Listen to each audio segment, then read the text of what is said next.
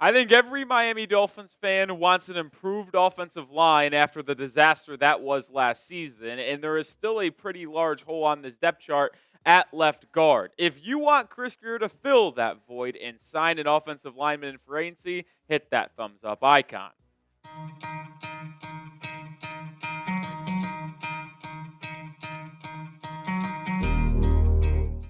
I am Nic Rohloff. This is Dolphins Today by Chat Sports. And on today's show, we are going to be talking about one top offensive lineman available in free agency, that being Teven Jenkins, the former second-round pick out of Oklahoma State, has spent the first 4 seasons of his career with the Chicago Bears and is still on the market, which has actually caught me by surprise, and Miami could look to sign him. He has played a lot of left guard in his career, which is the exact spot Miami needs to fill on this depth chart. We pretty much have the offensive line almost set here. Patrick Paul will be your starting left tackle, the second-round pick in 2024 out of Houston. Teron Armstead's still technically on the roster, but it does sound like Paul is being kind of groomed to be that takeover at that position. You signed James Daniels earlier in the offseason already to a 3-year deal, and then you have Austin Jackson and Aaron Brewer returning. So despite Liam Eichenberg and Larry Bourne being signed in free agency, I would not anticipate any of those two being your starting left guard, and if they are, that's a bigger issue in itself. So I still believe that that left guard spot needs to be filled. And the reason why I think it's so important for the Dolphins to address that spot in free agency is so they can go to the draft with a completely free mindset. Because if they do not address offensive line at left guard, to me, I think that needs to be the pick at 13 in the first round. But if they were to sign a veteran offensive lineman that is very capable of being a starter, an upgrade over Robert Jones, and certainly better than Larry Bourne or Liam Eichenberg, you can go into that 13th overall pick going best player available on the defensive side of the ball, because you need to add a safety, you need to add a corner, and you need a lot of defensive line help. So if you were just allowing yourself to be free to take the best defensive player on the board at 13, well, that would make things a very much easier for Miami. So when you look at the top offensive line free agents still available, Teven Jenkins is my second guy. I think I would have him just behind Brandon Scherff, but I haven't talked about Teven Jenkins enough, so that's what I want to do on today's show. I think other options for Miami could be Will Hernandez, the versatile Daniel Brunskill, Jedrick Wills, the teammate of Tua Tagovailoa at Alabama. Could he shift inside the guard? And then you see some veterans in Isaiah Wynn, Nate Davis, and Shaq Mason.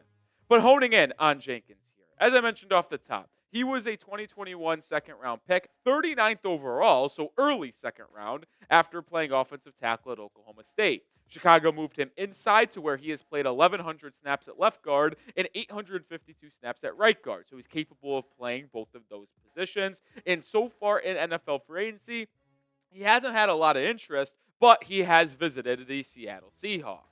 To me, when you look at a just pure talent basis, Teven Jenkins is the best interior offensive lineman still out there. I think he is better than Brandon Scherff. Now, with Scherff, he's a veteran that has a lot more experience, which is why I would have him up higher, probably on my list of signing targets for Miami. But the one thing that has always held Jenkins back is his injury history, something Miami Dolphins fans might be scared away with Jenkins due to the injury history that they've had and we've had on the offensive line as a whole. We'll take a look at that and his PFF grades in just a second. But just off initial glance, do you want the Dolphins and Chris Grier to go out and sign Teven Jenkins and slot him in as your starting left guard? If you do, type S for sign. If you don't, type P for pass. Today's pinned comments. If you get hit with a YouTube ad break, scroll down, let it play, and answer the question.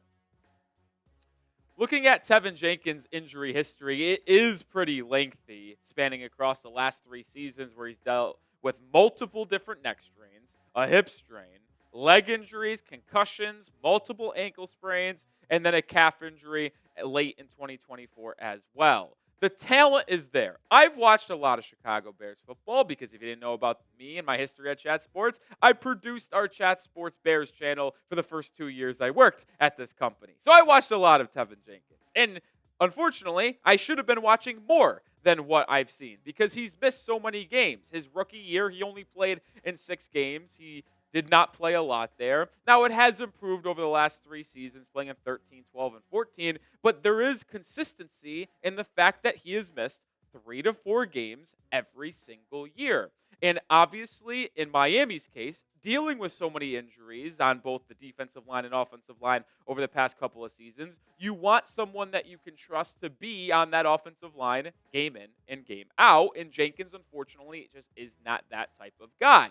But when he is on the field, as I will consistently mention, he is as good as it gets. In the 738 snaps he played last season for Chicago, he graded out really well according to Pro Football Focus. In the mid-70s in both overall, pass block, and run blocking grades, only allowed 4 sacks and 4 penalties. He's actually a very good run blocker as well, which is why I think he would be a good fit in Miami. When you look over the last 3 seasons for Teven Jenkins, when he got moved inside from tackle to guard, he is very, very good in terms of his zone run blocking scheme grade. And as I consistently mention on the show, if you want to be a successful offensive lineman in this Dolphins offense, you need to be able to acclimate yourself to a zone scheme because Miami runs more halfback tosses, end arounds, and stretch plays than anyone else in the National Football League. And you see on the left side of your screen, he has graded out the last 3 seasons exceptionally well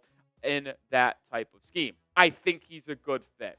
I believe that he would get into this offense and just take off. And if he was able to stay on the football field consistently, I think you would have a very rock-solid offensive line if you sign Jenkins to be your starting left guard. Grouping of him, Paul, Brewer on that left side, and then having James Daniels and Austin Jackson on the right side, to me, works out really well. And I've been very open about wanting to add a left guard veteran starter because if you draft one even at pick number 13 to start at left guard, that means your entire left side of your offensive line is essentially first-year guys because Patrick Paul only played 300 snaps last year, and then a rookie being your left tackle, left guard combination, that scares me. A veteran like Jenkins who has been solid when on the field, yeah, that would ease my concerns.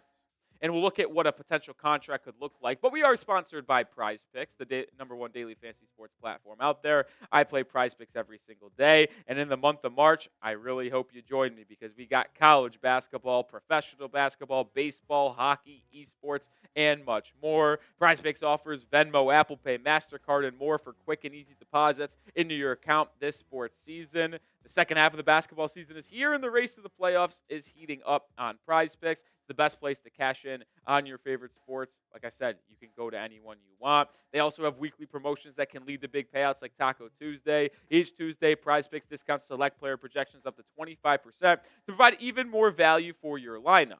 And I have an entry in for college basketball as the tournament does start this weekend. I got more than Janai Broom, half a point. Take advantage of that free square from PrizePicks because I guarantee he will score 1 point at least. John Palakidis from Yale. He hooped last season in the tournament. I think he'll do it again in the first round. And then Joe Bamisell, the sniper from VCU. I'll take the more than on 1.5 3-pointers made. 3-player entry there. Join me and the millions of others on PrizePicks today. Download the app and use code CLNS to get $50 instantly after you play your first $5 lineup. One more time, download the app today and use code CLNS to get $50 instantly after you play your first $5 lineup. PrizePicks. Run your game. All right, getting back to Teven Jenkins here because these are the contract projections from a couple publications like Pro Football Focus and Spotrac going into NFL free agency. PFF projected him to get a 3-year, $40 million contract, averaging about $13.3 million in annual average value. Spotrac, a little bit less than that, projected a 3-year, $31 million deal at $10.3 million in annual average value. Well, he's still here and still available in the second week of NFL free agency, so could that price tag come down? Miami, we know that they don't have a ton of cap space, so if Jenkins is still searching for a multi-year deal worth $10 million plus in annual average value, I don't think Miami will be interested for someone like Jenkins who is injured quite a bit. But if that price continues to decline and go down as free agency continues to progress, and we get closer to the late April NFL draft, and you can get him for a $7-8 million deal, I think I would have to jump on that really quick. Yeah, the risk is there a little bit due to the injury history, but the reward of potentially getting Teven Jenkins on $7-8 million per season is just too high for me to pass up. a 2-year, $14.5 million contract, a 2-year, $15 million deal, or a 2 for 16, that could be very appealing to me. And I would hope Miami, if the price tag comes to that point, would be interested in Teven Jenkins. And I'll tell you what, folks, if the Dolphins make a move in free agency, whether it's Teven Jenkins or Artie Burns like yesterday, we will have you covered with videos. Hit that sub button. Subscribe to Dolphins Today for content every single day. We'll also be live later today on the channel. All right, we're going to close our show out with this. Are the Dolphins going to re-sign edge Emmanuel Ogbah? I originally did not think this was something Miami would be interested in due to the fact you get Bradley Chubb back, you get Jalen Phillips back, Chop second year, Mo Kamara second year, and they already re-signed Quentin Bell. And the only reason why you had Ogbah last season is because you had to emergency sign him before training camp 1 week or a couple days before because Shaq Barrett retired on you.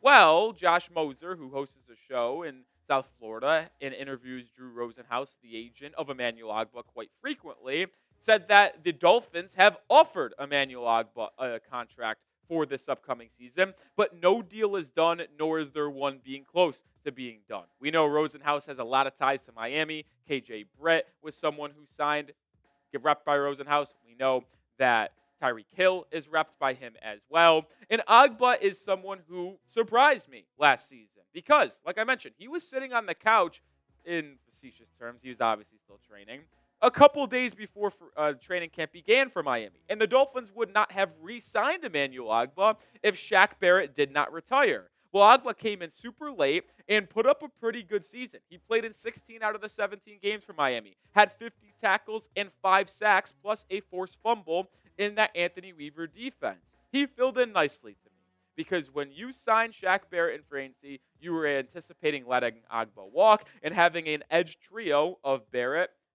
Bradley Chubb, and Jalen Phillips, and then mixing in the rookie Chop Robinson as that fourth guy. Well, things got thrown to the woodshed and things went haywire, and you had to panic re-sign Emmanuel Ogbah, and it worked out really well in your favor. But I'm intrigued that they still would want to bring him back considering what Miami has on the depth chart already.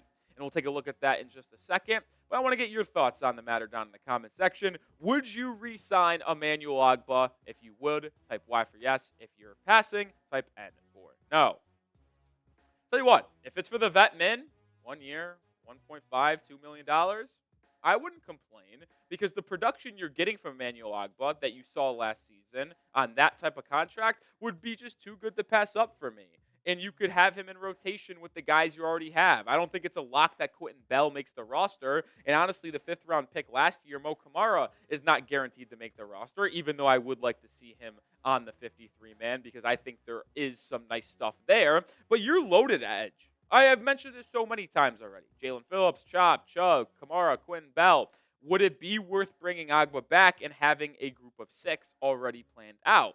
I will say that if you brought back Emmanuel Ogbah, I would find it probably unlikely that you would hear an edge name be called in late April when the Dolphins are making draft picks. But we'll ultimately see how the rest of the offseason unfolds, which is why you subscribe to the channel, because when things happen, news, rumors, and anything in between, we'll have you covered. So join the channel today.